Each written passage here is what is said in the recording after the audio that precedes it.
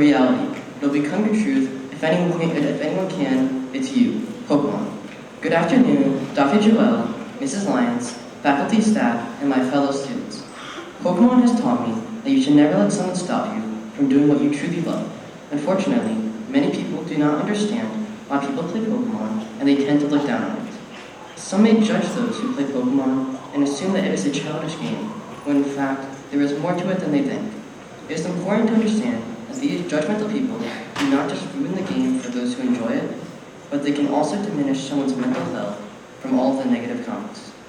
Pokemon cards has been something that I have loved ever since I was very young, and I've been playing the game for almost 7 years now. As much as I enjoy it, my experience with Pokemon cards has not always been positive over the years.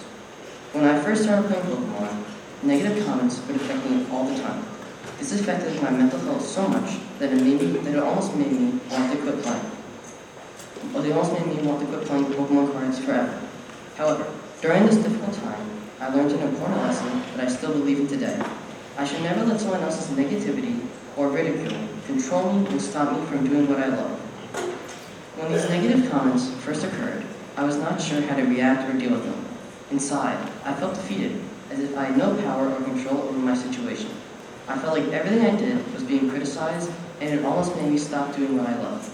Every time that I was judged, it made me consider whether or not what they were saying was true. My family, however, helped me to realize that I was letting these negative thoughts control what I felt. In addition, 2 of the college students that I regularly played Pokemon with told me about how they had gone through a similar experience during their childhood when they were bullied for playing Pokemon cards at school. The negative thoughts in their heads affected them, but they told me about how they were able to get through it. They went out of their way to make sure that I knew that I should never let someone else stop me from doing what I truly love. This moment was an important part of my life because once I understood that I was not alone and that I had other people who supported me, I felt that I would also be able to find ways to continue doing what I love. One way that I was able to deal with this problem was by having someone support me along the way. For me, these people were my parents and my siblings, and they would always push me to keep on getting better, regardless of what someone else thought or said. Another way that I was able to deal with all of these negative comments directed towards me has been by making friends who have had similar experiences to me. My friends taught me how they dealt with their mental health. One example of how they dealt with their mental health, and how I have too, was by having fun with friends and family.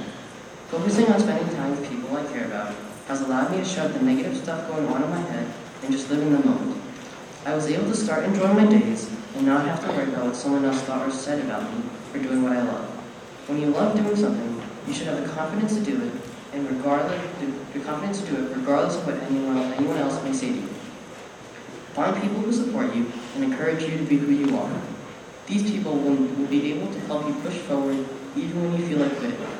You cannot control what other people will say, but you can control what you do about it. It is important that even though people may judge you, you should not let them stop you from doing what you love. Thank you.